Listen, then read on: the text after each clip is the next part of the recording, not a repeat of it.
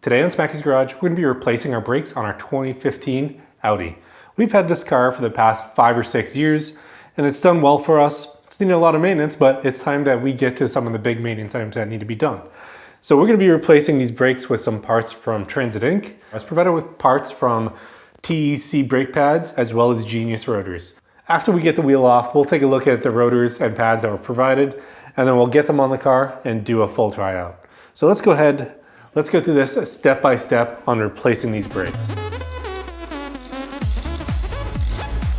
Now, one of the first things that I need to do when starting this project is you actually have to take off the lug nut covers. Now, Audis, this is unique to any of the cars that I've owned. They actually have lug nut covers on each one, which does make it look a lot better and a lot cleaner, because if they rest under there, you don't really get to see it. So we need to take those out. Now, there's a special tool to do that, which is right here. This tool is provided by Audi. It's actually, if you're looking for it, it's in the trunk of the car. It's underneath the kit with the spare tire. It'll be sitting in there. So that it's used, if you get it flat on the side of the road, you have to take this off, grab this from here. Otherwise, if you don't have one, then you're gonna have to take some needle nose pliers, and you can make needle nose pliers work. I actually was able to make needle nose pliers work before I found this tool. So we're gonna go ahead, we're gonna remove all 5 of those. Now, after that is out, I'm gonna go ahead and I'm gonna loosen these, or at least break them free, so that it's easier to get this off when it's in the air. Each one of these is gonna be at about 100 foot-pounds. It's gonna take some force.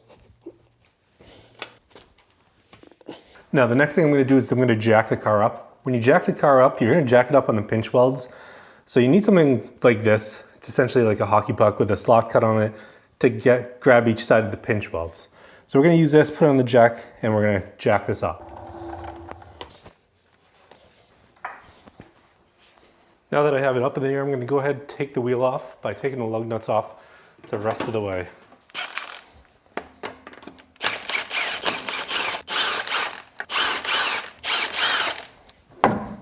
Now, sometimes when you do this, this wheel does get stuck to the old rotor. So you need to take a rubber mallet and hit the tire so that it comes off and it disconnects. But now that we're off, we can go ahead and move this out of the way. And we're gonna put our jack stand underneath, because we never get under a car without a jack stand. All right, so we got our jack stand underneath. I never like to get under a car when it doesn't have a jack stand underneath it. So now we can go ahead, we can take a look at the brake setup. So we're gonna be replacing the rotor, which is here, as well as the pads, which are underneath here. Now, to do this, we're gonna have to take off a few different things. I need to take off this clip here. Then I need to go ahead, remove this T30 underneath here.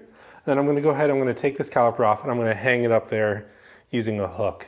Doing a project like this, you wanna make sure that you never hang it by this hose here, because you could damage that hose and you don't wanna lose brakes.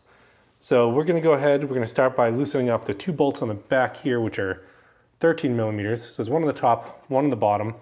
And then we're gonna go ahead and remove the brake caliper itself. I'm gonna go ahead, I'm gonna remove this clip first by getting it out of this hole and then letting it fall back. So you can see this clip's held in essentially by a little knob here that's going in there, and then it's held on pressure this way and this way.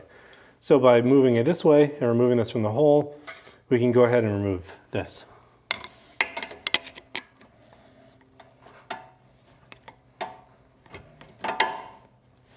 Now you can see the way that I got this off is I used essentially something here as leverage, pulled this out so it clip unclipped and came out of this hole here. So now that that's out, and now you can see that this is free. So as soon as I remove this set of channel locks, it's just gonna fall off. Or shoot over there. All right, so now that that anti-rattle clips off, we can go ahead and take off the 2 13 millimeters on the other side, on the back here. Now with both of these out, this caliper should come free. Now you can use a pry bar to take it off, because it's probably still a little bit closed on the bracket from just driving the car around.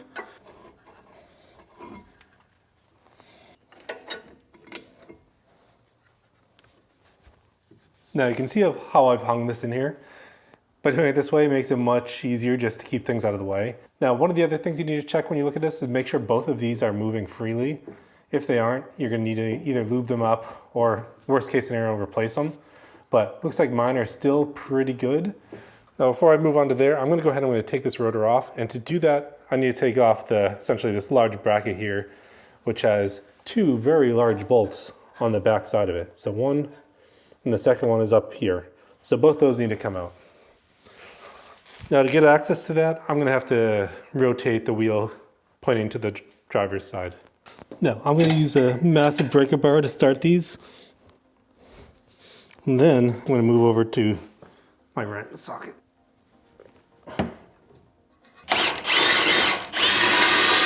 Now with both of these out, we're gonna go ahead and we're gonna take off this Torx bolt here, which is a T30.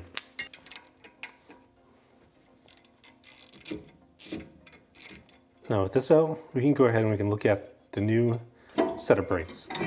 One thing you can see is I actually did end up replacing the wheel bearing pretty much last weekend. There's a video coming on that next week. So let's talk about the parts that we're using. We're using the Genius brake rotors, and then we're using pads from TEC. Now, all these come from Transit Inc., and they've sent them to me so that I can test them out and use them on my car. Now, what I like about these rotors is they have a special coating, so a G-coat coating, which is a protective coating which provides rust protection on 100% of the non-braking rotor surface. And they're 100% precision spin and mill balance for smoother stopping and zero vibration at any speed. Now, one of the other things I like about them is they're packed in a vapor corrosion inhibitor bag, which eliminates the need for an oil coating and reduces the prep time. Now, the pads that I'm using, they're a high density ceramic formula for optimal braking power and quietness. Their formula provides unmatched braking power in hot or cold weather with optimal pad life. You have a premium dual layer rubberized shim to reduce noise causing vibration, so this pad in the back. One of the things that's included with the front brake pads is the wear sensor. So that's something that needs to be replaced on this Audi, and we're gonna walk through that as well. All these products are available on Amazon Prime, Walmart Plus, eBay, and other resellers. All right, now we're gonna go ahead and put this back on. So we'll put the new one on. Then we're gonna go back in reverse order and put everything back together. Now we're gonna have to take each one of these pads off. Now they should just come right off. So what we're gonna do is we're actually gonna leave this one in, and then we're gonna use it to compress this caliper back in. So we only really need to take off this top one here to start.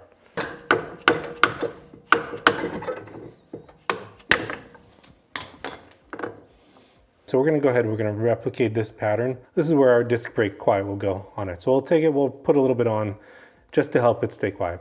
So this is one that was on the outside, we'll replace it with the other one, then we'll put this in.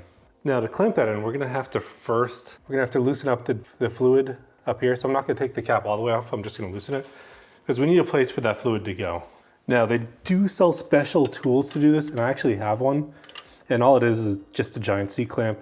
This piston doesn't require it to be rotated to go in. We're gonna go ahead and we're gonna compress this so that the piston goes in. You can see how far the piston is out now. You can see I'm closing this. The piston is going back inside. And the reason why I have to do this is the pads you're replacing with are going to be thick and new. So with thick and new pads, they need room to go over the edge of the rotor. Okay, I'm not going to go too far in, but there we go. Now we're going to pull this one off just like we did the other one. I like the hammer method. You can see these are just held in with just these clips here. This one is getting pretty worn, but it's not completely gone. We're gonna replace it though. All right, now that we have this caliper bracket off, we're gonna clean it up. Now these pins here, this is what the brake pads actually ride on and what we're gonna lubricate up to make sure that it can move smoothly. Now, if these aren't clean, then it's gonna rub, it's gonna cause issues, it's gonna be noisy. So make sure you clean these up before you put them back in the car. Now there's gonna be two places where I'm gonna put my disc brake grease on the pads. It's going to be on either side, just where it's going to be rubbing up against the caliper bracket. And then I'm going to put some on the back. So here we are looking on the driver's side, and here's one of the things that we're going to end up replacing. So you can see there's a wire that actually comes all the way around and plugs in over here. So we needed to disconnect this and remove it with this brake caliper. It is a wear sensor that's with the pad. So we're going to take this out. We're supplied with a new one. We're going to replace it, and then we should be good. To remove it, you just had to pry this little piece back a little bit out of this little hole and then twist it like 270 degrees. And then I was able to just pull it right out. So now that that's out, we can continue on, and I'll show you how to do this when we get closer to the pad. Now, if you see something like this where the pad is kind of uneven, it's a little bit hard to see, but you can see one side's more wear than the other. So essentially, either this is not sliding well, or the other alternative is one of the slides is damaged and sticking, so it's not going back and forth. Now, I did check the slides. It was actually fixed at some point. So with this, we can just go ahead and put it back together now that we've cleaned everything up. Now, the kit comes with the wear sensor here, which essentially is a wire that gets cut when the brakes wear too much. So you can see the wire here. So all we have to do is take it and just push it into place. And then after it's in place, it'll just stay there. So that's pretty much it, and it's that simple. Now they're ready to go back on. All we have to do is push this one back into the piston, and this one just sits on the other side. Now, before I go ahead and put the pads in there, I'm actually going to put this bracket back on. And the reason why I'm putting this bracket back on is essentially I want to have a place to, after I get these in, where I can just drop this back into place. So those two giant bolts that you took off, you got to put back in now. Now with this back here, I can just pull this one out. See, it has the same clip on it, so I'm going to take it, replace it with this one.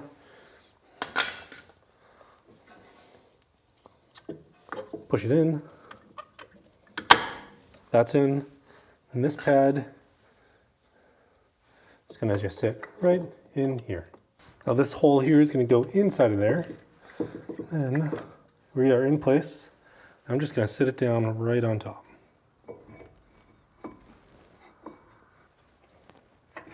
When you go to put it on, you do have to pull out the slides so that they are not making contact and that there's room. So we can go ahead and we put the caliper bolts back in.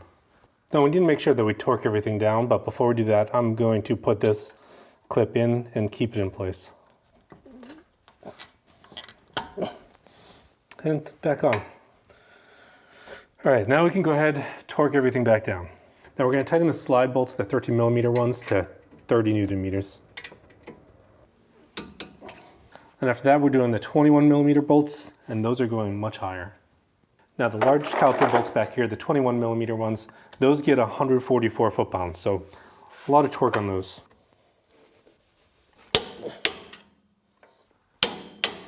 All right, now we're ready to get the wheel back on. Put it down. All right, now that I've installed the front brakes from Transit Auto, I've been really happy with them. I went through the braking procedure, and I've been driving the car around for the past week, making sure everything was good, and pretty much brakes and drives like OEM. I have no more feedback through the steering wheel and through the brakes, which I did have before, so I'm very happy with this set. Next week, I need to do the rear brakes, so I need to start taking things apart. It's going to be a little bit more complicated where we have an electronic parking brake we have to deal with, but we'll go through that step by step. And we're going to use the same parts that we used, the Genius Rotors and the TEC brake pads from Transit Auto. So thanks for tuning in to Smackey's Garage this week. Don't forget to like and subscribe. All the parts in this video and the tools I'll have linked in the description. I'll see you next time.